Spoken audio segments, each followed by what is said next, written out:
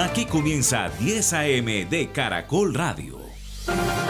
Bienvenidos. Comenzamos 10 AM con Apocalipsis de Aterciopelados. Esto es uno de los sencillos de ese álbum que se viene, ese álbum Genes Rebeldes, Marilyn. ¿Y cómo le pareció esto así, suave? Contradictorio de alguna manera, porque dice Héctor Buitrago que esto es un sencillo que habla del apocalipsis esperanzador. No sé si eso existe. Sí, Pascual, pues también ellos dicen que es como ondear un poquito esas banderas del inconformismo. En este álbum también hacen como una crítica al mainstream, a la exploración de la identidad latina, y pues obviamente nos traen sus sonidos y sus fusiones que son bien representativas de ellos, y también es un poco como ese manifiesto libertario que nos tiene acostumbrado Andrea Echeverry y Héctor Buitrago en esta nueva. Esto es un EP que es el segundo de 3 que van a lanzar antes de sacar el álbum que se llama Genes Rebeldes, y esto es lo más reciente de ellos. La canción que estamos escuchando es Apocalipsis, la que le da el nombre a este EP, Apocalipsis. A mí me parece que estuvo tranquilito para empezar un día. Acá está como que a punto de llover, por allá cómo está la cosa, Pascual. También ha llovido estos últimos días, también amaneció nublado, hemos tenido incluso mañanas de lluvia hasta el mediodía aquí en Medellín, que no es normal. Y en las noticias siguen las renuncias irrevocables en el gobierno. Son 6 los funcionarios ya que han salido, 5 ministros y el director del DAPRE, Jorge Rojas. Ahora el ministro de Defensa, Iván Velázquez, presentó su renuncia irrevocable. Era una de las fichas claves del gobierno, el último que quedaba desde el 7 de agosto del 2022, el único que había acompañado al presidente desde el principio, y la renuncia se conoció horas después de que se registrara la salida del director de la policía, el general William René Salamanca. Son entonces el ministro del Interior, Juan Fernando Cristo, Susana Muhammad, que también había acompañado al presidente desde el principio, como dijimos, Jorge Rojas, Juan David Correa, el ministro de las Culturas, y Gloria Inés Ramírez, la ministra de Trabajo, que también había estado desde el día 1 con Gustavo Petro. Pascual, 10 de la mañana, 7 minutos. La salida del ministro de Defensa, Iván Velázquez, la salida del director de la Policía Nacional, el general William Salamanca, en medio de la plena crisis de orden público que se vive y que atraviesan varias regiones del país. Se cumplen ya 25 días de la grave situación de orden público en el Catatumbo, sumado a eso lo que está pasando, Pascual, con el Clan del Golfo, y también lo que sigue pasando en el departamento del Cauca. Además, cuando el proyecto de la paz total del presidente Gustavo Petro ha fracasado, y donde vemos, Pascual, a los grupos armados, a los grupos de disidencias más fortalecidos. La paz total va a terminar siendo la paz más parcial de todas. Ha hablado el presidente Petro de la posibilidad que se dé esa negociación exitosa con el Frente Comuneros del Sur, allá en Nariño, disidencia del ELN, y hoy nos dicen que son cerca de 100 personas en armas que estarían dispuestas a entregar los fierros, como decimos acá. 100 personas, así que la paz total terminó siendo, como le digo, la más parcial de todas. Mientras tanto, Pascual, el presidente Gustavo Petro sigue en Dubái, donde se realiza la Cumbre Mundial de Gobiernos de 2025. Desde allí habló sobre los cambios en el gabinete después de que le pidiera la renuncia protocolaria a todos los ministros. El presidente Petro anticipó que no hará grandes cambios al interior del gobierno, pero advirtió que darán un paso al costado quienes tienen aspiraciones presidenciales. Está todo listo, no hay que preocuparse, no va a ser tampoco un gran cambio de ministerios, muchos van a permanecer. Lo que hacemos es básicamente quitar las personas que tengan ya aspiraciones electorales. No es sano que se combinen aspiraciones electorales y al mismo tiempo administración pública. No se hace ni lo uno ni lo otro, y ya queremos separar esas aguas. Y en el caso del juicio contra el expresidente Uribe, ayer estuvimos casi 10 horas en esa segunda audiencia de juicio oral, y hoy se dio la suspensión del juicio por un presunto soborno a los testigos, luego de que la defensa radicara una tutela contra la juez 44 de conocimiento de Bogotá por una supuesta violación a los derechos fundamentales del debido proceso, porque la juez no aceptó ayer algunas de las peticiones de la defensa, así que por ahora se suspende el juicio contra el expresidente. Pascual, en otras noticias, el exdirector de la DIAN, Lisandro Junco, aclaró que la salida del general Juan Carlos Buitrago de la Polfa fue por circunstancias ajenas al escándalo de dineros de Diego Marín, conocido con el alias de Papá Pitufo, esto por los dineros a la campaña Petro Presidente. Estas fueron sus palabras más temprano en diálogo con Gustavo en 6 AM. Y el general Buitrago, en ese momento, cuando le piden que se retire de la Polfa, no de la policía, de la Polfa, porque incluso sonaba que iba a ir a una comisión en el exterior, era por varias circunstancias lejanas a Papá Pitufo, porque es que la investigación de Papá Pitufo, eso lo tiene que conocer la audiencia, no arrancó con el general Buitrago y con el gobierno Duque.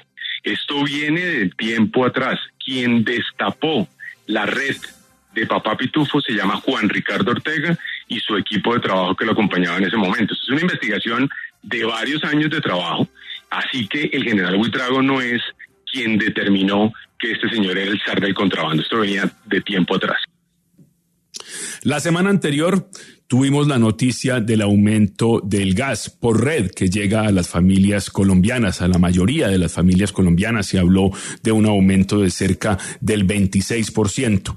Pues la noticia de esta semana es que la Asociación Colombiana de Gas Licuado de Petróleo advirtió que el gobierno suspendió el pago de los subsidios al gas en cilindros, el gas de las pipetas, y el aumento podría darse cercano al 50%. Tuvimos entonces aumento al gas por red del 26% más o menos en algunas regiones, y ahora la falta de pago de subsidios podría aumentar 50% el gas en las pipetas. Pascual, la noticia política del día es la convocatoria y desconvocatoria a sesiones extraordinarias para tramitar en la Cámara de Representantes la reforma a la salud. Anoche nos acostamos, Pascual, con que la citación era para hoy a las 4 de la tarde, pero la mesa directiva de la Cámara de Representantes muy temprano anunció que la discusión de la reforma a la salud no va a iniciar hoy. Sin embargo, el presidente de la Cámara ha dicho que lo que ellos están evitando es que haya un vicio de trámite, porque, Pascual, hay ministro del Interior, pero ministro del Interior encargado. No está publicado en el diario oficial, está publicado en la página de la Presidencia de la República, este encargo, pero no en el diario oficial. Y tampoco se ha publicado orden del día para esas supuestas sesiones extras, así que eso hace también que se den dificultades y denuncias de algunos representantes. Y la gran pregunta, Pascual, es cuál va a ser el futuro de la reforma a la salud, el gran proyecto bandera del gobierno del presidente Gustavo Petro, cuando en este momento lo que uno puede ver es que no hay gobernabilidad, no hay quien recomponga esa gobernabilidad. Se va el ministro Juan Fernando Cristo, queda encargado el viceministro, pero de aquí al domingo vamos a saber finalmente, en la Cámara de Representantes el gobierno tiene los votos, pero por las circunstancias y el momento político en el que está el gobierno, ¿los congresistas van a votar? Y porque la discusión en este momento en los temas de salud está centrada en otra parte, y está centrada en el fallo de la Corte Constitucional, ese auto de la semana anterior que le exigió al gobierno pagar lo que se debe por la UPC del año 2024, actualizar ese valor, mostrar un protocolo de cómo se va a calcular. Recordemos que el Ministerio de Salud dio una respuesta pidiendo explicaciones a la Corte Constitucional, para muchos dilatando un poco el cumplimiento de esa orden, así que esa sesión se llevaría en buena parte pidiéndole al ministro que acate el auto de la Corte Constitucional. Y es que hasta el momento, Pascual, se han aprobado 23 de los 62 artículos de la reforma a la salud presentada por el gobierno. Además, en este momento, Pascual, hay radicadas 800 proposiciones que deben ser evaluadas. Esa es la urgencia del gobierno para convocar a esas sesiones extraordinarias. Lo que viene para la reforma durante los próximos días, como usted lo decía, Pascual, también está en torno a uno de los artículos más álgidos, y es la definición de esa metodología para poder actualizar la UPC. Y una cifra, Carolina, la cifra que entregó el Banco de la República sobre la deuda externa en Colombia, cifra a noviembre del año pasado, $200.000 millones, y es una cifra histórica para el país. En otra cifra a nivel mundial, Pascual, España reveló que los colombianos y los venezolanos fueron los que más solicitaron asilo en ese país durante el 2024. Otros ciudadanos latinos solicitantes son Nicaragua, Honduras y Ecuador. Así comenzamos 10 AM. Martín, y en Barranquilla hay remesón político. Si nacionalmente se habla de Papá Pitufo, pues tenemos otro tema de caricatura en Barranquilla y son las declaraciones que ha dado el oso Yogi, el señor Héctor Amariz, quien fue muy cercano a Alejandro Char, participó en su administración entre 2016 y 2019 y ha dicho que tiene algunas cosas por contar. Y además esto genera un nuevo escenario político y judicial en Barranquilla. Lo que ha dicho Héctor Amariz, uno de los más cercanos, como usted señala, Pascual, Alejandro Char durante su segundo mandato, es que estaría dispuesto a colaborar con la Fiscalía. Envió un documento a la Fiscalía donde anuncia que va a romper su silencio por más de 14 años y hace una lista de los temas que estaría dispuesto a revelar. Entre ellos, por ejemplo, presuntos desvíos de recursos por medios de contratos en la empresa AAA, donde se había denunciado contratos irregulares y que es un tema que en este momento es investigado por la Fiscalía. A él mismo, a Amariz, lo habían citado mientras se encuentra en Estados Unidos para que entregara detalles de lo que presuntamente conoce sobre este tema. Uno de los temas centrales sería un contrato muy cuestionado en ese momento, que fue el megatanque del 7 de abril, un contrato por más de 30.000 millones de pesos, donde hubo una denuncia de Luis Enrique Guzmán Chams. Interpuso una denuncia contra Amariz. Chams, en ese momento, Guzmán Chams denunció que se hicieron supuestos pagos o coimas por la construcción de esta mega obra. Más adelante, el ingeniero Carlos Bengal, que era vocero del consorcio Hidrotanques, dijo en el 2020, incluso lo dijo en diálogo con Caracol Radio, que no tenía información de esas coimas o esos pagos según lo que se ha planteado, pero es uno de los temas que se investiga. Además, ha dicho en esa carta que menciona a la empresa Iarco, señalada en la comunicación por presuntos contratos fraudulentos, empresa donde era accionista el padre de Héctor Amariz, quien tenía su mismo nombre y que además estuvo involucrado legalmente en este proceso. Y otro tercer caso que señala está relacionado con Aida Merlano, en el que revive la polémica sobre la presunta compra de votos. En la comunicación, Amariz dice que aportará pruebas documentales, registros financieros y testimonios de los hechos relacionados. Y en la carta señala que tendría riesgos para su seguridad y su familia y solicita a la Fiscalía garantías. Martín, Héctor Amariz tiene requerimientos judiciales. Digamos, ¿esta colaboración se da en el marco de un llamado de la Fiscalía o aquí fue un asunto espontáneo? Lo que hemos conocido, Pascual, es que esta comunicación la presenta él como una iniciativa propia, no dentro del requerimiento que se le había hecho. Él estuvo en un proceso en este mes de enero, en un proceso donde fue citado por la fiscal 16, adscrita a la Dirección contra Corrupción, para entregar información relacionada por contratos de la empresa AAA. Pero esta comunicación se conoce tiempo después de esa citación que le habían hecho, y donde también sabemos que incluso las personas que llevaban este proceso en Barranquilla, por ejemplo, no tenían conocimiento de la llegada de este documento.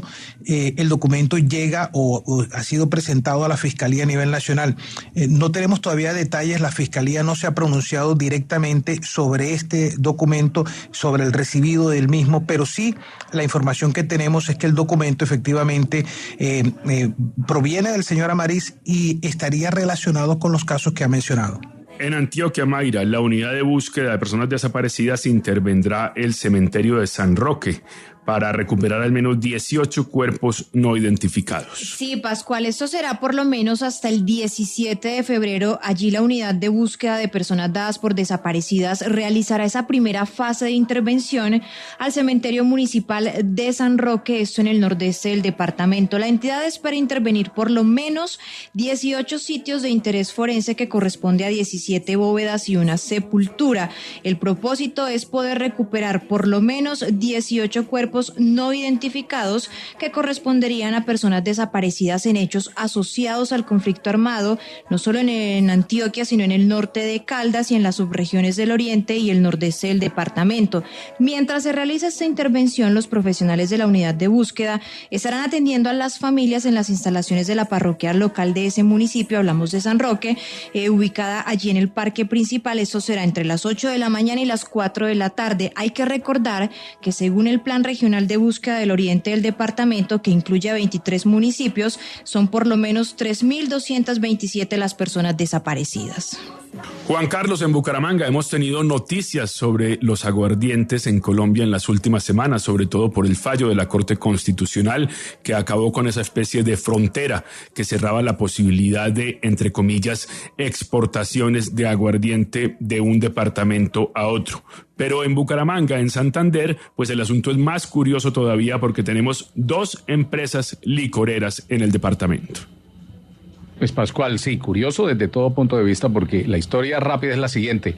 Hace algunos años, la empresa licorera de Santander, la oficial que dependía de la gobernación de Santander, pues quebró literalmente por hechos de corrupción y malos manejos que no son nada nuevo en el sector oficial. La empresa, con su aguardiente superior, que era una marca líder en el mercado en el nororiente del país, quedaron sepultados ahí.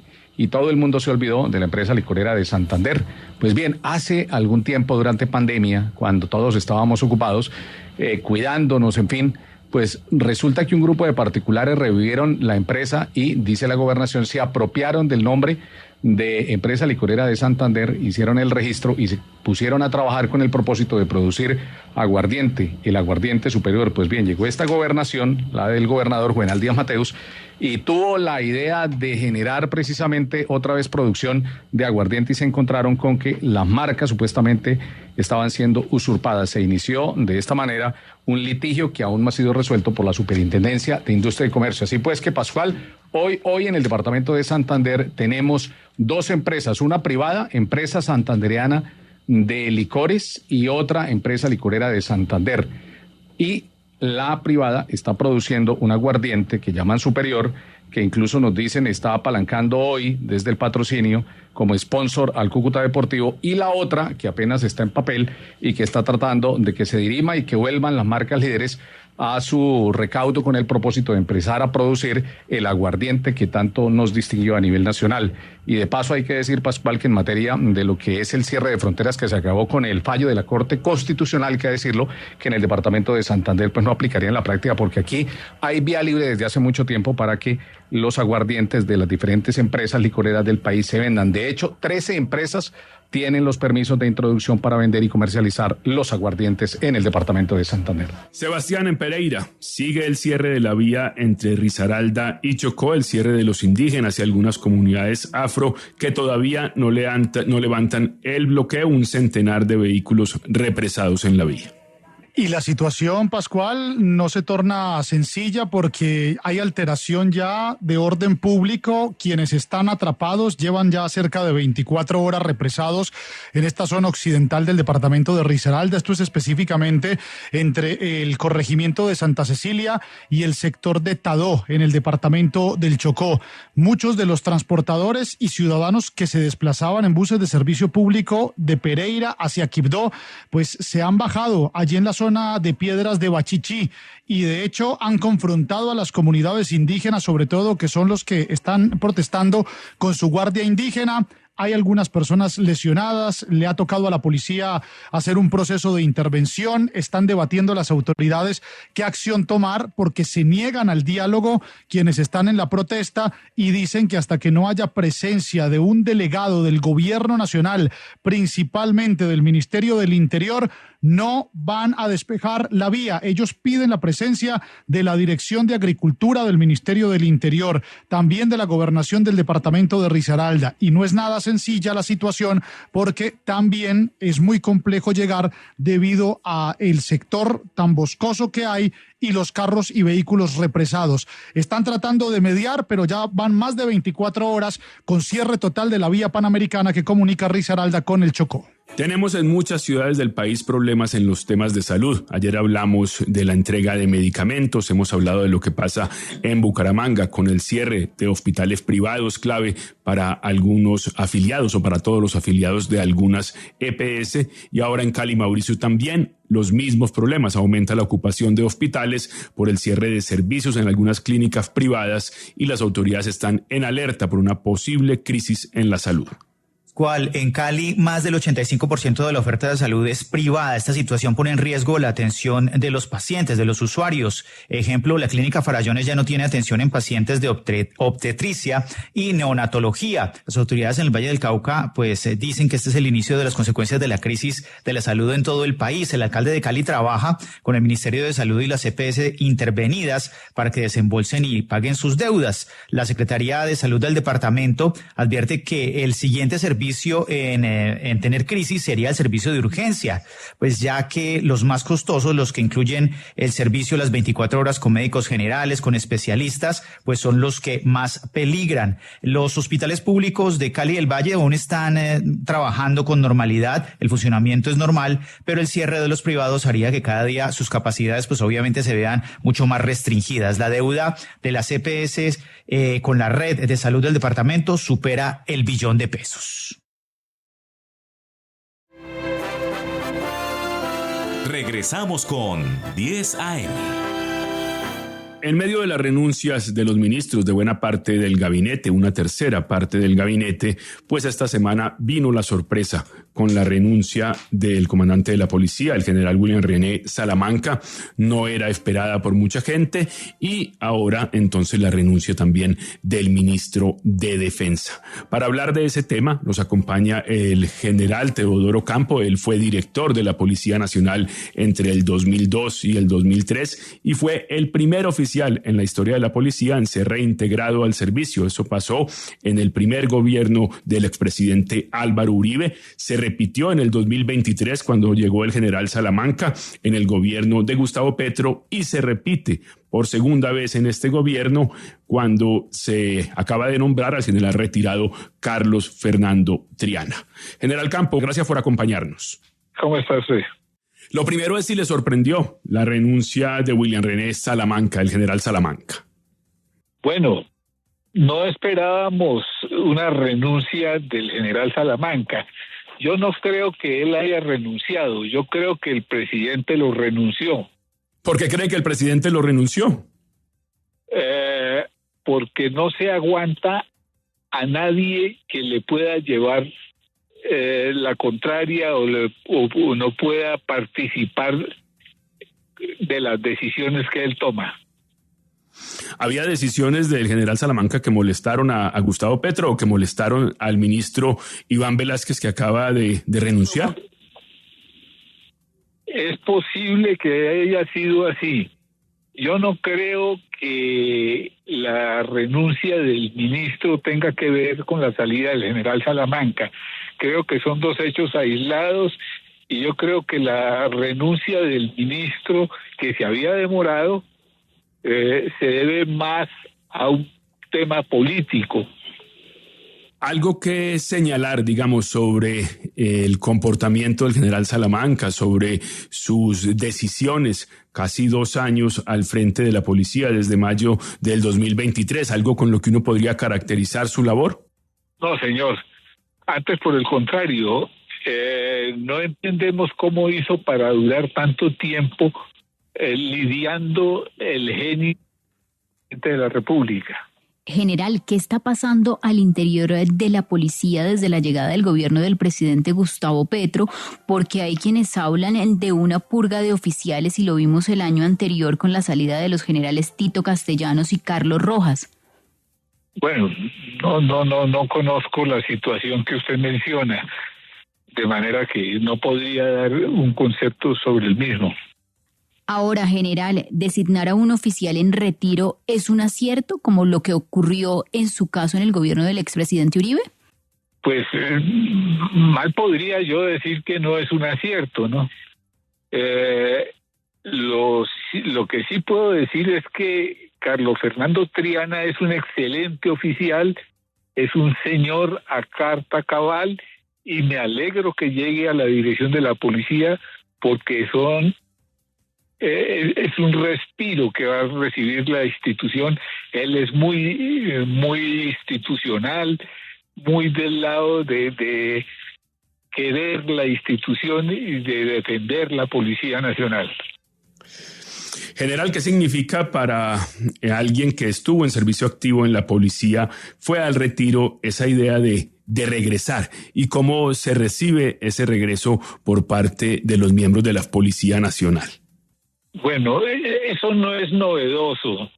Si usted mira el organizador de la policía, Juan María Gilibert, él estuvo en varias ocasiones dirigiendo la institución.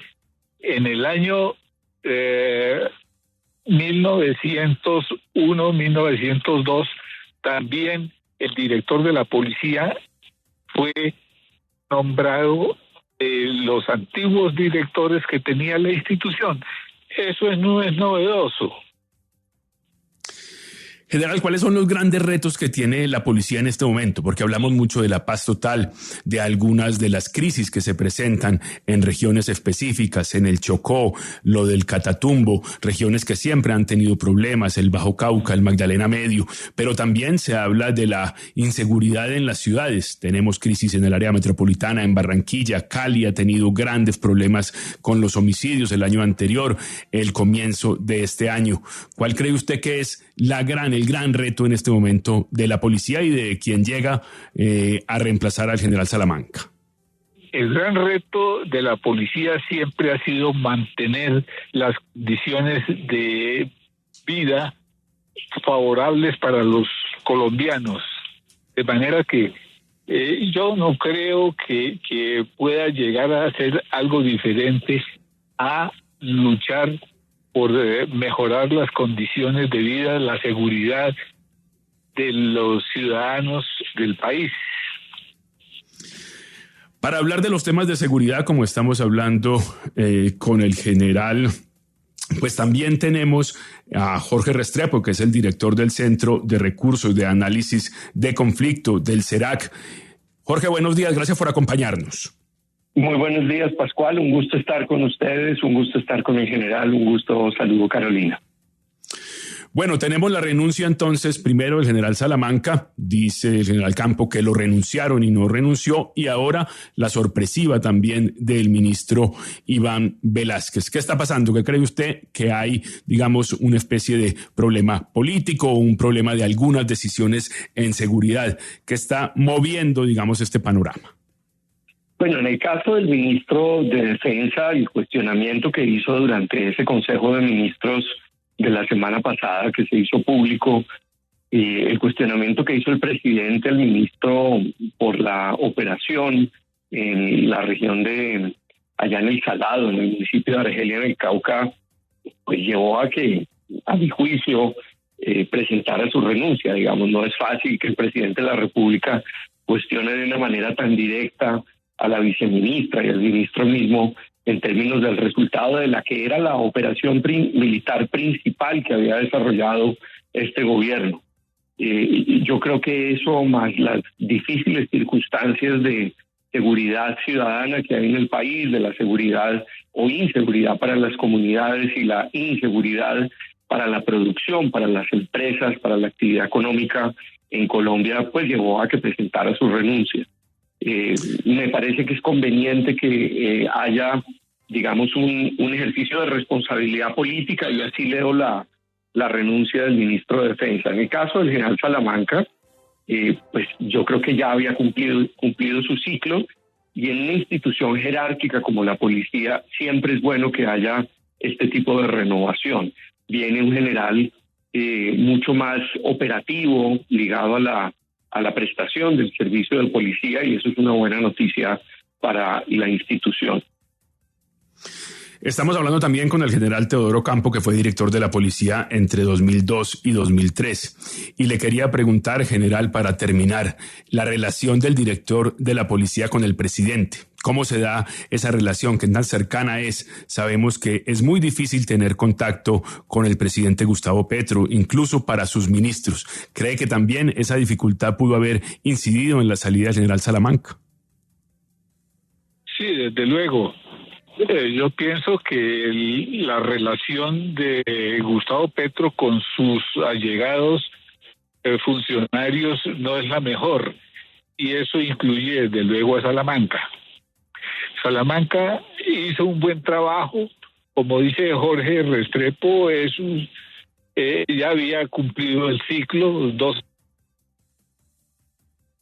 tiempo suficiente para demostrar sus posibilidades frente a la institución. Pues general, muchas gracias por acompañarnos en 10 AM. Siempre importante tener una visión de quienes han estado en esos mismos cargos, en esas mismas responsabilidades. Gracias por estar con nosotros. Gracias, muy amable. Gracias. Jorge, quería seguir hablando de los temas puntuales. Usted dice era importante ya la salida del general Salamanca, había cumplido un ciclo de alguna manera, y lo del ministro de Defensa tiene que ver más con responsabilidades políticas. Hablemos de qué ha pasado en el Plateado y qué ha pasado en el Catatumbo. Esas dos operaciones que supusieron retos gigantes para el Ministerio de Defensa en medio de señalamientos de falta de operatividad y demás. ¿Pasó algo importante ahí o el gobierno, el Estado, sigue estando en franca desventaja? Pues hay una enorme desventaja, y eso tiene que ver con la concepción de las operaciones militares en un contexto muy diferente al conflicto armado como lo conocíamos en Colombia. En el pasado, Colombia, sus fuerzas militares, incluso las fuerzas de policía que estaban en estas zonas de conflicto, estaban, digámoslo así, acostumbradas a un conflicto entre una guerrilla formidable en los últimos 20 años, después de el acuerdo que se hizo con los grupos paramilitares y la fuerza pública. Es decir, era un conflicto entre dos, para ponerlo en materia sencilla. Y en los últimos 4 o 5 años lo que hemos visto es que se han multiplicado una serie de conflictos entre grupos armados. No son conflictos de esos grupos armados contra el Estado, contra la fuerza pública. Y la fuerza pública parece con una capacidad muy limitada para proteger a las comunidades y para poder intervenir en esas situaciones en las que se dan disputas armadas, violentas, en las cuales la población civil, las comunidades llevan lo peor. Eso es lo que explica la violencia principalmente a nivel rural en Colombia. A eso es a lo que me refería, en el sentido de que hoy en día no existen las capacidades para afrontar esos problemas, pero tampoco la doctrina. Incluso, me atrevo a decir, falta un respaldo normativo para que la fuerza pública pueda intervenir allí de manera más efectiva. Jorge, ¿cuál es el país que va a recibir el nuevo ministro de Defensa y el nuevo director de la policía cuando uno ve lo que está pasando en el departamento del Cauca, lo que pasa en el Catatumbo y ahora con esa capacidad limitada o reducida de manera operacional para la fuerza pública? Bueno, es el país que además va a recibir también el próximo gobierno. Yo creo que esto no se pueda resolver en 18 meses. Pero el próximo ministro de Defensa y el nuevo director de la policía reciben un país con diferentes problemas de seguridad, mucho más graves y con mayor extensión que los que recibió este gobierno de comienzo. ¿A qué me refiero por eso? En primer lugar, pues esta multiplicidad de conflictos armados entre grupos. Esto tiene mucho que ver con la terminación de muchas de las iniciativas incluidas en la paz total, iniciativas de diálogo y negociación, pues que no han llegado a buen puerto, incluyendo esa con el grupo armado ELN, con algunos de los grupos que algunos llaman post-FARC, otros disidencias, algunos les siguen diciendo FARC, pero son demasiados para mencionar, demasiados núcleos de disputas entre grupos armados, en el Bajo Cauca antioqueño, en el Cauca, Nariño, Putumayo, Arauca, el Bajo Cauca antioqueño, el Cesar, el Catatumbo. Todos estos lugares que menciono son lugares donde hay serios problemas de seguridad. Tenemos la ventaja de que no son, digámoslo así, nacional. No hay una estructura o varias estructuras que tengan presencia nacional que puedan coordinar o estratégicamente mandar. Pero además tenemos también un fortalecimiento del crimen organizado que tiene nuevas formas de obtener financiación ilegal, en particular en las ciudades. En esto la extorsión, los secuestros rápidos, de rápido cobro, sin denuncia, se han convertido en la principal fuente de recursos por parte de las organizaciones criminales. Y claro, está el problema de fondo que hemos tenido de tiempo atrás, que es la presencia de organizaciones transnacionales del crimen, cada vez más involucradas, además del tráfico de narcóticos, en el tráfico, la trata de personas y también la extorsión a nivel de las ciudades, incluyendo organizaciones que provienen de Venezuela. Es decir, un panorama casi que de colapso de la seguridad en muchas regiones del país. Jorge, se habla mucho de un ejército contenido, amarrado de alguna manera por decisiones del gobierno nacional, por intentos del gobierno nacional en las negociaciones de la paz total, dar cierto margen a esas negociaciones. ¿Qué tan cierto es eso? Digamos, si usted se pone a mirar las cifras, incluso las cifras oficiales del propio Ministerio de Defensa, usted encuentra que la actividad operativa de las fuerzas militares se ha mantenido bastante alta. Hay que tener en cuenta además que, como es obvio, pues durante los periodos de cese del fuego, en particular con el grupo armado ELN, pues hubo una reducción de la operatividad. Pero eso es una buena noticia, eso no es una mala noticia, porque muestra el cumplimiento de la fuerza pública de las órdenes políticas, del mando político, del mando presidencial. Que esto lo haya utilizado ese grupo para fortalecerse, pues es otra circunstancia, para lanzar operaciones contra los grupos contra los que se enfrenta, como el norte de Santander o en Arauca en el pasado. Pero yo no le atribuiría, digamos, a una baja operatividad a la fuerza pública, digamos, los problemas de seguridad. Lo que se necesitan son mayores capacidades, e insisto en las capacidades normativas. Yo le pongo un caso, Pascual. Colombia es de los pocos países en los cuales no hay un estatuto de lucha contra el crimen organizado, incluso un estatuto antiterrorista que brinde herramientas contundentes a la justicia y a la fuerza pública para poder desmantelar organizaciones criminales.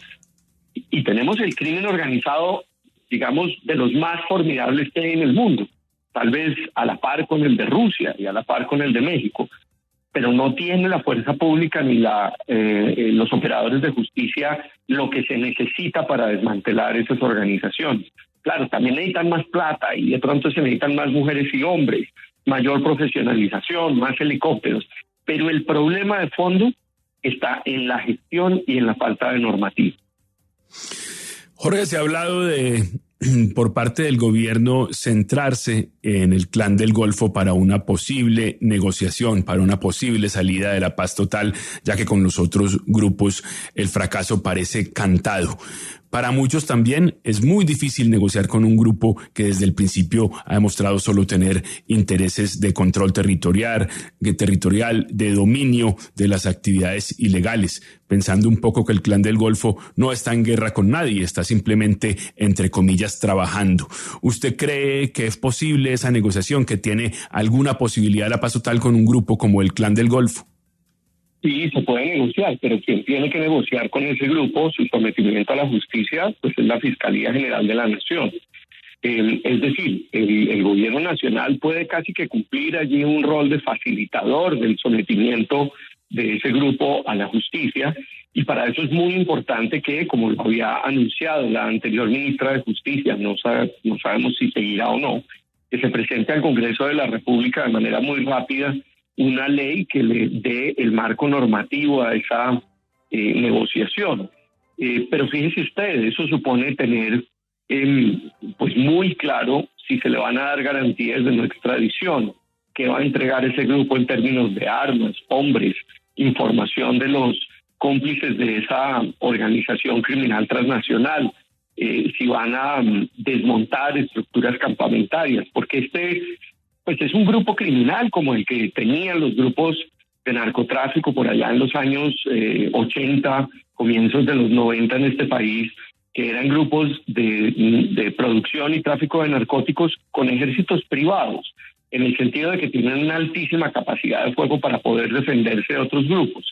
Y es un grupo que se enfrenta, como digo, a otros grupos armados, en particular en el Bajo Cauca, en el Chocó, donde en este momento hay una grave situación humanitaria. Es decir, sí hay, digamos, una dimensión política de ese grupo, pero la negociación tiene que ser de sometimiento a la justicia. Jorge, hablando de negociaciones, ¿ve usted ya que no hay ningún tipo de posibilidad o de futuro de salida negociada con el ELN después de tantos intentos? Bueno, yo creo que la respuesta a esa pregunta la han dado tanto el gobierno como el ELN. Si este gobierno, un gobierno de izquierda, que tenía la confianza de esa guerrilla, como al inicio de la negociación se mostró, usted recordará que decía en ese momento el jefe de esa mesa de negociación, hoy el alto comisionado para la paz, Oti Patiño, decía que eran los mismos, que había confianza. No recuerdo bien sus palabras, pero eso era lo que decía. Y no se logró en este gobierno. Yo creo que es prácticamente imposible que se pueda lograr en el futuro. Y el giro terrorista contra la población, el giro de confrontación contra otros grupos armados que ha tenido ese grupo, yo creo que le cierra cualquier avenida de una negociación, a menos que sea una negociación como la que acabo de describir con el Clan del Golfo, una negociación de sometimiento a la justicia. Habrá algunos subgrupos, estructuras de esta organización, como por ejemplo la que está llegando ya a acuerdos parciales para dejar las armas y reincorporarse a la sociedad civil, como el grupo que se llama Comuneros del Sur en Nariño, que podría tener algún futuro. Y esos son pues triunfos importantes. Ahora, eso no necesariamente brinda una mirada pesimista. Permítame terminar con esto, Carolina. Hay un elemento muy importante, y es que en esta negociación el gobierno nacional, el presidente Petro, ha logrado la derrota política del ELN.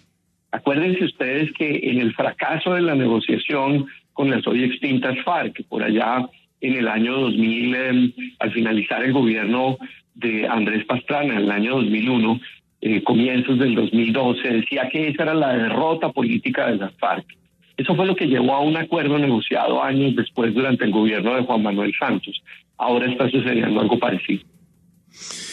Pues parece optimista, pero entonces eso significaría, Jorge, que nos faltan más o menos 20 años para una negociación con el ELN después de que hemos pasado por cerca de 30.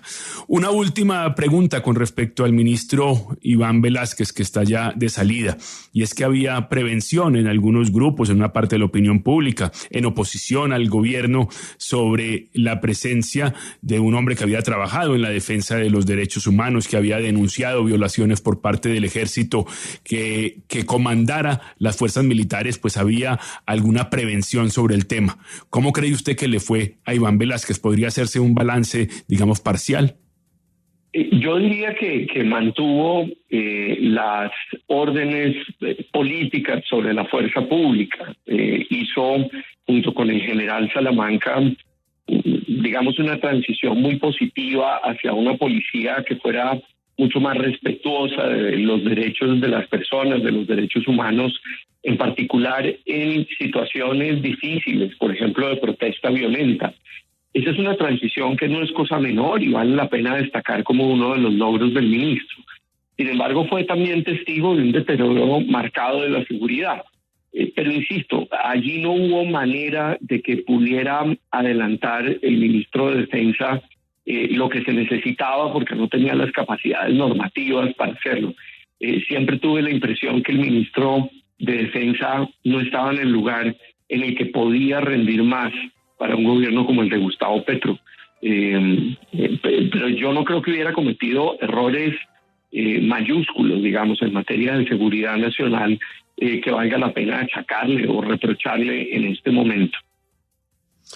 Es Jorge Restrepo, el director del Centro de Recursos para Análisis de Conflictos, el CERAC. Jorge, muchas gracias por acompañarnos y darnos una mirada de los temas de seguridad y de los cambios que se dan al interior del gabinete y en la jefatura de la policía. Buenos días, Jorge, muchas gracias. Con ustedes, buen día, chao. Pascual, vale la pena mencionar algunas cifras oficiales. Por ejemplo, si hablamos del Clan del Golfo, pasó de tener 7.062 integrantes a mediados de 2024 a 9.000 en inicios de 2025, con presencia en 238 municipios de 16 departamentos. Las disidencias del Estado Mayor Central de Iván Mordisco tendrían en este momento unos 3.500 hombres entre sus filas, con una presencia en 14 departamentos, teniendo como bastión los departamentos del Cauca, Valle del Cauca, el sur de Bolívar, norte de Santander y Arauca. El ELN tendría en este momento unos 6.000 hombres con presencia en 19 departamentos. Y sin duda se ha dado un crecimiento en el poder de estos grupos. Nos dice Jorge Restrepo que esto se ha dado más que por falta de operatividad del ejército, por los ceses que se han dado en medio de la negociación de la paz total. Y vemos, Carolina, que ese crecimiento de los grupos ha significado sin duda enfrentamientos, ha significado que esos grupos tengan mayores ambiciones territoriales y económicas y hayan empezado a chocar entre ellos, y eso es lo que está pasando en muchas regiones.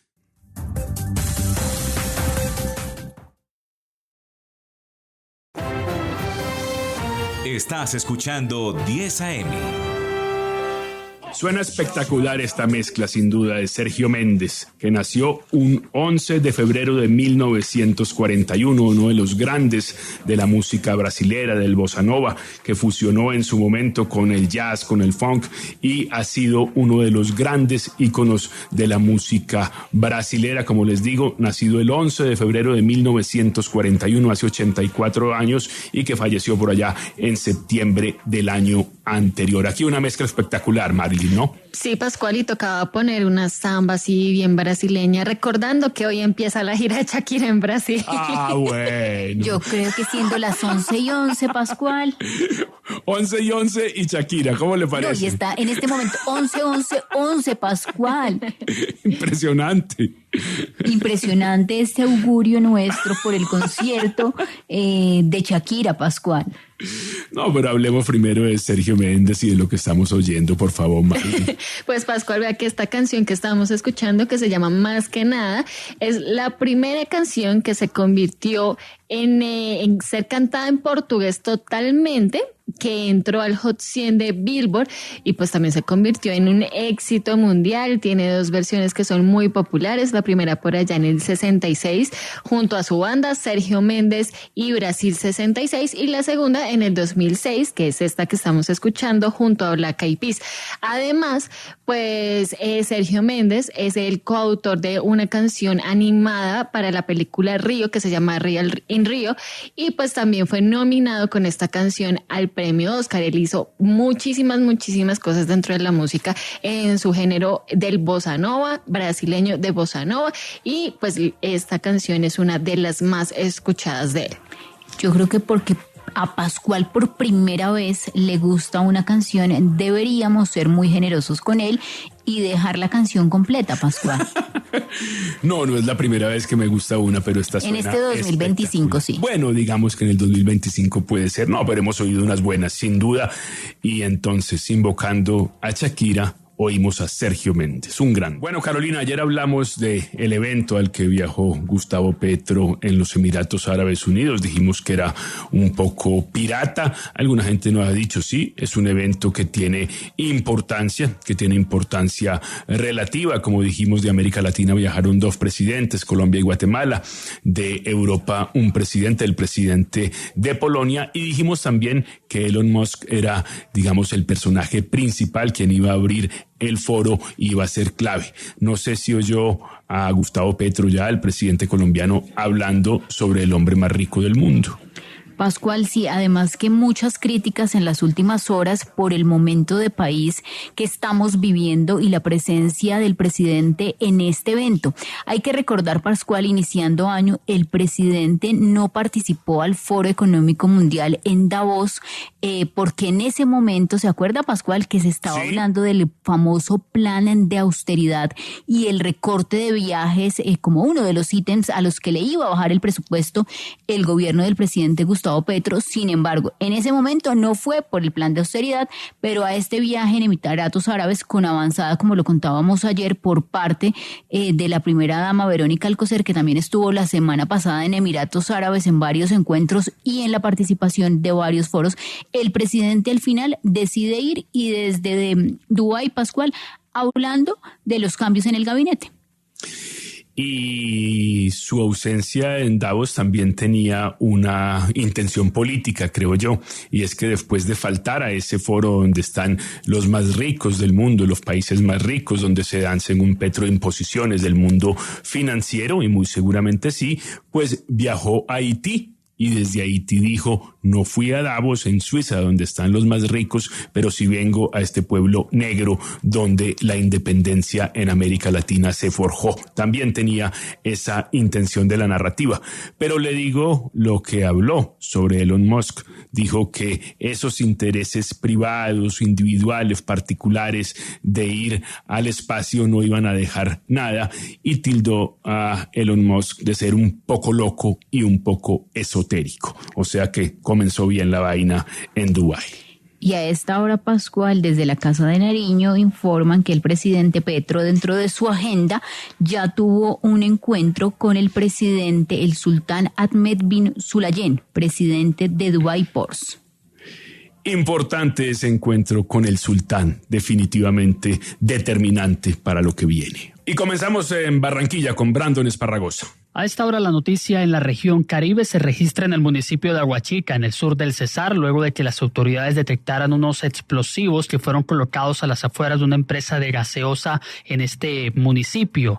Dicen las autoridades que el área está acordonada con presencia del ejército y de la policía y que se está a la espera del equipo antiexplosivo para desactivar este artefacto. Hasta el momento, de acuerdo al reporte, no hay hechos por lamentar gracias a una rápida reacción de las autoridades con oportuna información ciudadana. El artefacto fue dejado en la ruta que comunica Aguachica con San Alberto a las afueras de una sede de la empresa Postobón. La Secretaría de Gobierno señala que no se conoce que esta compañía haya sido víctima de extorsión recientemente. La situación se presenta además en momentos en que la gobernación adelanta un comando situacional que fue instalado en las últimas horas en este municipio en el sur del departamento. Efectivamente, Pascual, pues la situación con el tema de las intensas lluvias no da tregua en esta zona del país. Ya hay algunas emergencias que se han presentado hacia el occidente, municipio de Pueblo Rico, también Mistrató, la zona entre La Virginia y Apía, aquí en el área metropolitana, en Pereira y en Dos Quebradas, con algunas inundaciones leves, algunos pequeños deslizamientos de tierra, y las alertas entre amarilla, naranja y roja hacen parte de los 14 municipios, es decir, todo el departamento de Risaralda, ante la probabilidad alta de que ocurran derrumbes. Por esa razón, las autoridades y los organismos de socorro están en un proceso de alistamiento preventivo ante cualquier emergencia. De hecho, en las últimas horas llovió de manera intensa durante cerca de 12 horas continuas, y esto generó que algunas zonas de la capital de Risaralda se quedaran sin energía eléctrica en la noche y la madrugada de este día martes. Persiste el cielo nublado, pronóstico y probabilidad de que continúen las precipitaciones sobre todo el departamento de Risaralda. Y la noticia en Medellín con Mayra Arbeláez. Pascual, la noticia en Medellín tiene que ver con la condena de Kevin Giovanni Mosquera Ríos a 23 años de prisión, esto por su responsabilidad en el homicidio y hurto de un conductor de un vehículo que estaba inscrito a una aplicación digital. Los hechos ocurrieron cuando el hoy condenado junto a otros hombres solicitaron un servicio de transporte por medio de una plataforma digital desde el barrio Laureles hasta el corregimiento San Cristóbal de Medellín. Las pruebas obtenidas por el CTI y la policía demostraron que cerca al punto de destino obligaron a la víctima a pasarse para la silla trasera, donde lo amarraron de pies y manos y lo golpearon. Al llegar a una zona despoblada en el sector de las hamacas, lo obligaron a descender del vehículo y lo golpearon hasta causarle la muerte. Mosquera Ríos aceptó su responsabilidad durante la audiencia de acusación por los delitos de homicidio y hurto calificado, ambos delitos agravados. Y la noticia en Bucaramanga, Juan Carlos. Pascual, la noticia del momento es que a pesar de los esfuerzos conjuntos que dicen haber hecho Cámara de Comercio, autoridades y empresarios, Santander apenas avanzó un puesto en el ranking de las regiones con mayores volúmenes de exportación en Colombia. En materia de ventas de productos no minero energéticos a otros países, el departamento tuvo un crecimiento de 11% el año pasado con relación a 2023.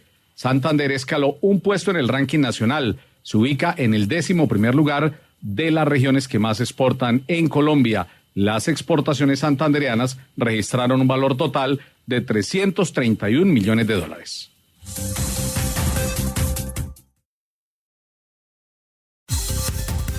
Todo el país está en 10 AM.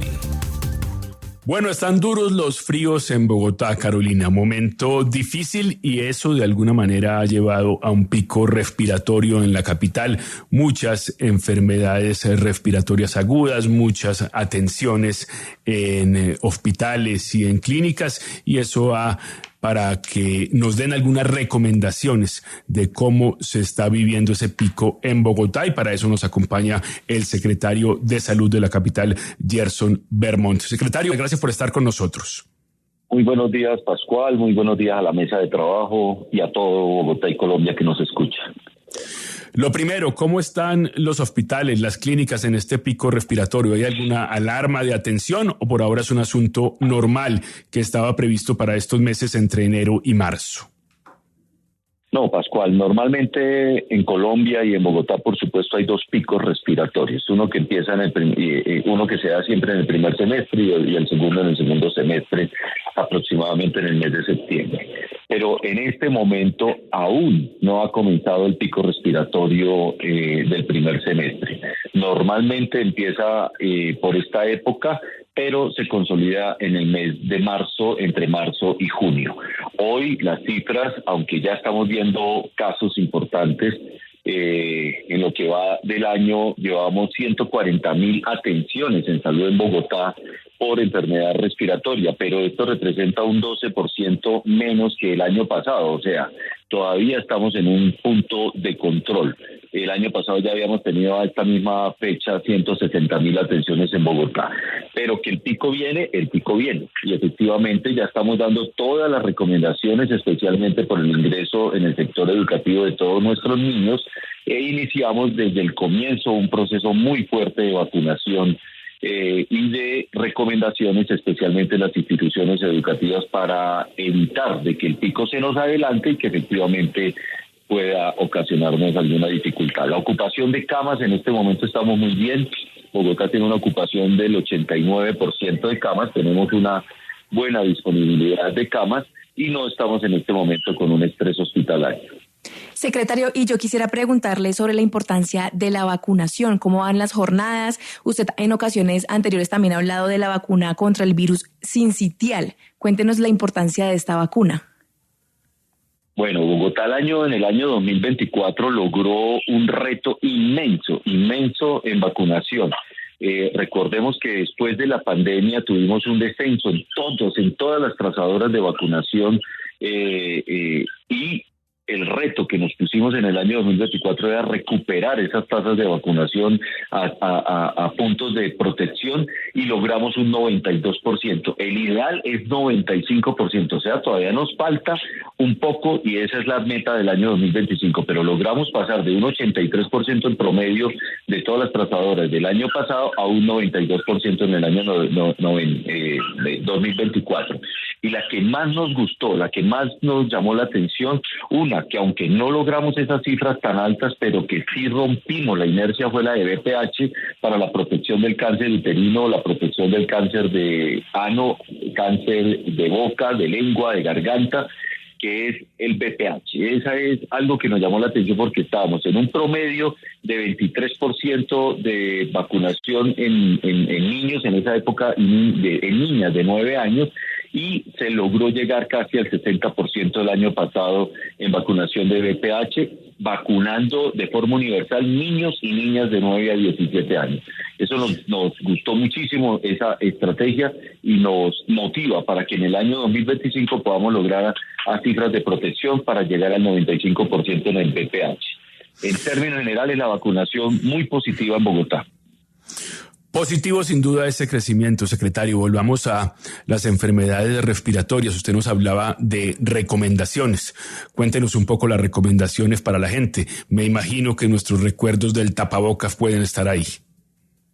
Bueno, efectivamente, lo primero que estamos haciendo es educando a los profesores para que les digan a los padres de familia y los mensajes a los padres de familia de que cuando los niños tengan algún cuadro gripal, por favor no los lleven a las instituciones educativas preferiblemente. Si es mayor de 5 años, el uso del tapabocas en los niños con cualquier cuadro respiratorio, pero especialmente si tienen algún cuadro respiratorio, que no visiten a los abuelos. Y si los abuelos son los cuidadores de estos niños y tienen efectivamente un niño con cuadro gripal, que el abuelo utilice tapabocas en su hogar. Pero lo más importante, lo mismo en las oficinas, en el entorno laboral. Personas que tengan cuadros gripales, por favor, el uso del tapabocas y, si el trabajo lo permite, aislarse y hacer una jornada virtual si el trabajo se lo permite. Todavía tenemos muchas recomendaciones que vienen de la pandemia. Yo creo que eso es algo positivo que nos dejó la pandemia: el lavado de manos, el uso del tapabocas ante los cuadros gripales, el aislamiento de ser posible, y que tengamos todas nuestras oficinas de forma ventilada para evitar los cuadros gripales y evitar también y proteger a nuestros compañeros de trabajo. Secretario, yo no sé si es percepción, pero después del COVID lo que uno escucha es que la gripa está dando con síntomas cada vez más fuertes. Bueno, podría ser percepción. Yo creo que es que siempre hemos tenido esas dificultades y hoy somos más sensibles a los síntomas, diría yo. Somos más sensibles a los cuadros gripales. Ya cuando la persona tiene gripa, recuerden eso, parte broma, parte no. Antes estornudaba una persona y uno decía salud. Ahorita estornuda una persona y uno se aleja un poquito, porque eso fue lo que nos quedó de la pandemia. Yo creo que sí es percepción, y al revés es educación de que las personas se cuidan más y le ponen más cuidado a una enfermedad respiratoria. Antes como que decíamos, no, tengo gripita. Ahora la persona tiene mayor cuidado sobre sus síntomas gripales, precisamente por la enseñanza que nos dejó la pandemia, que nos dejó el COVID. Pero no tenemos registro de que sean más graves o que tengamos mayores dificultades o que estemos presentando mayores cuadros que nos obliguen a mayor hospitalización o mayores tratamientos. La verdad, no hay evidencia en ese sentido. Secretario, del COVID sigue circulando por ahí. 5 años vamos a cumplir de los primeros cierres en Colombia. ¿El COVID es un virus que siguió circulando o simplemente esa vacunación tan grande que tuvimos hace que entre las infecciones respiratorias, entre los virus respiratorios, el COVID ya no tenga una significancia especial? El COVID sigue circulando, efectivamente se volvió un virus igual que de todos los virus respiratorios que tenemos en este momento. El COVID especialmente tenemos que tener cuidado y hacer pruebas en adultos mayores de 60 años. En el año 2024 tuvimos 100 fallecimientos por COVID en el país. Eso quiere decir que todavía tenemos COVID entre nosotros. Lo que pasa es que sí, efectivamente, la vacunación que se hizo en ese momento, los contagios que también permiten tener y generar resistencia y anticuerpos a la persona, han permitido que ya no sea un virus que nos ataque de la misma forma como nos atacó en pandemia, que era un virus nuevo. Entonces ya no tiene la misma incidencia en la población y en la gravedad del asunto. Pero el COVID está y llegó para quedarse entre nosotros y es un virus más. Hoy no contamos con vacuna para el COVID.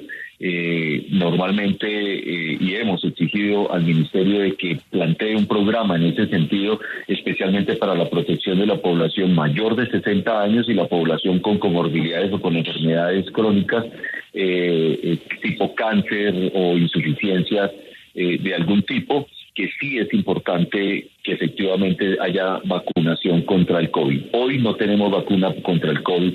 En el Ministerio de Salud no se han hecho compras en ese sentido. Secretario, y cambiándole el tema un poco, el distrito anunció que el nuevo hospital de Usme va a abrir o espera abrir el 30 de junio. Quisiéramos saber si el consorcio puede cumplir con esta fecha, cómo avanza este proyecto que ya lleva más del 92% de avance.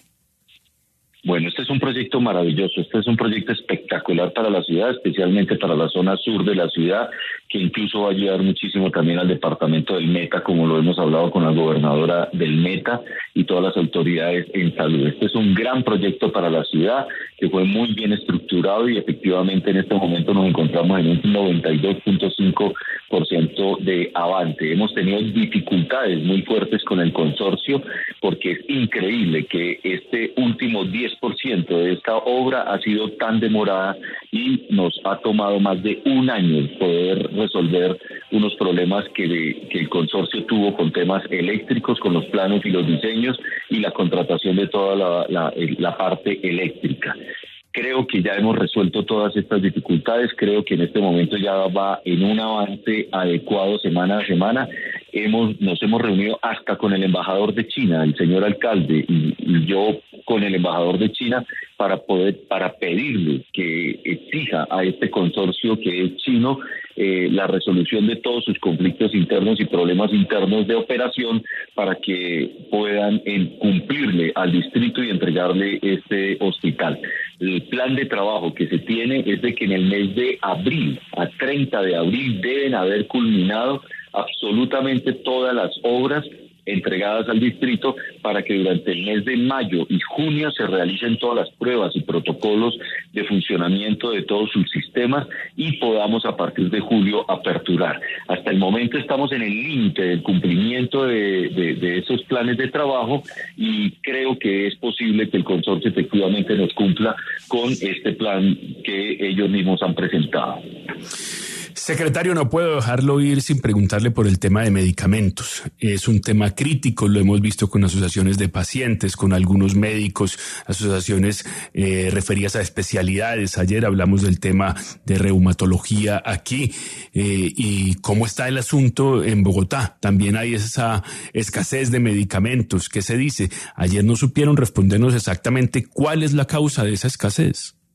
Pascual, es una preocupación muy, muy grande para el país y por supuesto Bogotá no se queda atrás de esa preocupación. Efectivamente, la escasez de medicamentos y con algunas EPS en especial es crítica. En Bogotá estamos sufriendo mucho con Famisanar, estamos sufriendo mucho con Nueva EPS y estamos sufriendo mucho con Sanitas en la entrega de medicamentos. Sin decir que todas las EPS también estén en este momento presentando dificultades, especialmente con medicamentos de alto costo para enfermedades huérfanas o para enfermedades tipo cáncer. La causa es muy sencilla. El ministerio no ha pagado los presupuestos máximos, la UPC ha sido insuficiente desde el año 2021 y esto tarde o temprano revienta por la parte más débil, que es el suministro y atenciones a los usuarios y a los pacientes. Y en este momento es cierto, tenemos una escasez de medicamentos en Bogotá, tal vez no tan crítica como en otras partes del país, pero aquí también ya se siente con algunas enfermedades. Un llamado a la responsabilidad. La Corte Constitucional dio una sentencia que nos da mucha ilusión, nos da mucha esperanza, que esperamos que el gobierno sea responsable en la respuesta y en las acciones que tiene que desarrollar en este sentido. Muy triste que respondan que no entienden el fallo que la Corte Constitucional emitió, porque es tremendamente claro. Hagan un análisis serio de la suficiencia de la UPC y proceda a hacer los pagos. 2 sentencias tienen pendientes, el que paguen los presupuestos máximos, que con eso oxigena el sistema y le pueden pagar a todos los proveedores para que puedan reiniciar el suministro de medicamentos de alto costo especialmente, y nivele la UPC, que es el recurso que necesitamos todos los colombianos para garantizar las atenciones en salud. Es una situación preocupante hoy, con una tercera mala noticia, el inicio de la discusión de esta reforma a la salud, que definitivamente es contradictoria y funesta para la salud de los colombianos. Pues hoy se vence el plazo para que el Ministerio de Salud cumpla lo ordenado por la Corte. Si no, estaríamos hablando ya de un posible desacato. Esperemos entonces que el Ministerio mire con atención, no con ánimo de dilación, ese fallo de la Corte Constitucional y se pueda mejorar en los indicadores de entrega de medicamentos. Es el secretario de Salud de Bogotá, Gerson Bermot. Secretario, muchas gracias por estar con nosotros. A ustedes, Pascual, un abrazo muy grande y por favor, cuidémonos de estos fríos. Ahí están entonces las recomendaciones para el pico respiratorio que no ha llegado todavía, que viene en Bogotá. Este año se han dado 140.000 atenciones por infecciones respiratorias en la capital, un poco menos que el año anterior, pero el asunto va a seguir creciendo. 11:45 en 10 AM.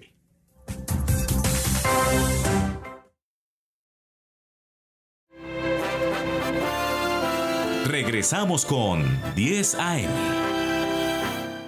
Seguimos en nuestra obsesión con Shakira en 10 AM, Marilyn, y para hablar de nuestro inicio de la gira de Shakira en Brasil y lo que se viene, nos acompaña Juan Uricoechea. Él es actor, bailarín, coreógrafo, profesor universitario y comparte la obsesión de este programa. Es uno de los mayores coleccionistas de objetos de Shakira en Colombia. Juan, gracias por estar con nosotros.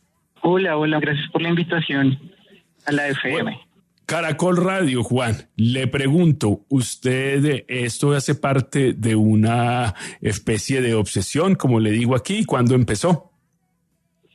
Bueno, nada, digamos que todo esto empieza hace aproximadamente unos 20, 22 años, cuando mi mamá me regaló el primer cassette de Shakira, cuando tenía 12 años, y pues muy inocentemente, como desde esa época, empiezo como a guardar cosa por cosa de Shakira, pero lo hago como para conocerla, como para saber un poco de ella. Y pues en esa inocencia y en ese guardar de cositas empieza la colección. Juan, usted también ha coleccionado muchísimas revistas de ella, que tiene muchísima información. ¿De pronto tiene algún datico curioso de ella que se haya encontrado en todo ese tiempo de colección? Bueno, esta pregunta es muy curiosa porque tengo aproximadamente como unas 400 revistas de Shakira. Y no, pues yo creo que de esos primeros amores hay cosas muy interesantes. Es como ella siempre estaba como muy presente y haciendo todo para que ellos estuvieran en su vida, pero como que esos primeros amores no comprendían que pues ella era una artista y pues la forma y la popularidad que ella tenía. Y pues nada, que ella siempre ha sido una persona que generación tras generación es muy camaleónica, entonces creo que eso podría ser. ¿Viste? Usted tiene entre discos, carteles, muñecas, perfumes. ¿Qué es lo más raro con lo que se ha encontrado? Bueno, digamos que cuando empecé ya a ser súper fan y dije cómo voy a empezar a coleccionar cosas de ella, empecé a buscar algunos autógrafos. Y sobre todo algo muy difícil que tengo ahí dentro de mi colección son 2 LPs que son como la joya de la corona, dicen muchos por ahí, o la joya de la colección, y son los LPs de Magia y de Peligro, y uno de esos está autografiado del año 93, que Shakira se lo regaló a alguien, pero quedó en mis manos. Juan, usted se empezó a ser fan de Shakira por uno de sus discos cuando usted tenía 11 años que escuchó de ella. ¿Qué fue lo primero que empezó a coleccionar? ¿Con qué empezó su colección de Shakira?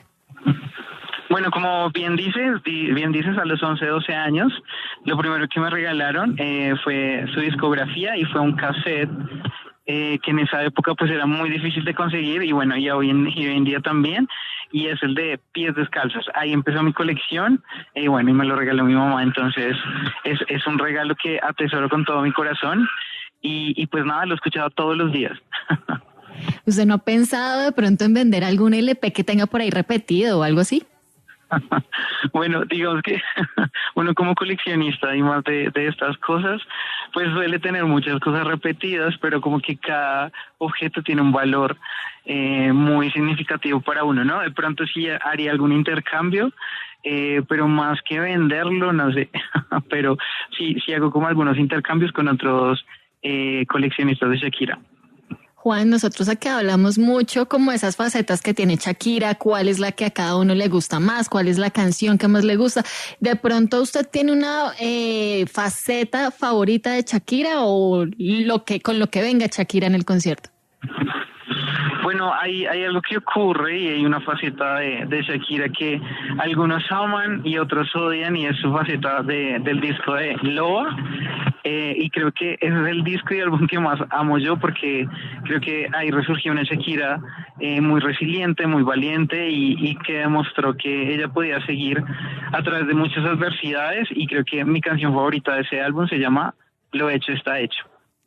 Juan, usted está aquí en Bogotá, pero ¿ya tiene su boleta para ir a alguno de los conciertos? ¿La va a ver acá en Bogotá o de pronto va a ir a Barranquilla? Bueno, pues la verdad estoy haciendo todo el esfuerzo para poder ir a Barranquilla, porque sí, tengo mis 2 entradas para las 2 fechas acá en Bogotá, pero pues claro, quisiera ir a Barranquilla, tener la oportunidad de seguirla, de pronto conocerla, porque bueno, yo soy uno de los mayores coleccionistas de Shakira, pero no tengo una foto con ella, entonces espero que se me cumpla este deseo que tengo, y bueno, estaré acá en Bogotá en los 2 conciertos de ella, y espero poder conseguir mi entrada para Barranquilla. Pues Juan, nosotros también le deseamos que pueda tener esa foto con Shakira para tenerla ahí y ser lo más importante en esa colección de más de 10,000 objetos que tiene de ella, y pues que la pase muy bien en los conciertos que vienen ahorita de la gira de Shakira. Claro, sí, tenemos que disfrutar que Shakira vuelve a Colombia, que Shakira va a estar aquí en Bogotá, y pues nada, ustedes saben que Shakira siempre ha sido un ícono mundial y que nos representan muy bien a nivel Colombia. Juan, muchas gracias. Le vamos a mandar una camisa de Piqué para que la guarde en su colección. Bueno, gracias. Bueno, Carolina, empiece usted a guardar. Guarde su boletica en Barranquilla, que Juan no la tiene. Imagínese, gran coleccionista y no tiene boleta en Barranquilla y usted sí. O haga la subasta o se la ofrece. No la puedo subastar. Le voy a decir que me cambie la boleta por ese objeto más preciado que no quiere vender de la colección. Por el LP. Por el LP. Sí, del álbum Magia. Bueno, ahí tiene ya usted algo especial. Con los 10,000 objetos de Shakira nos despedimos en 10 AM. Muchas gracias.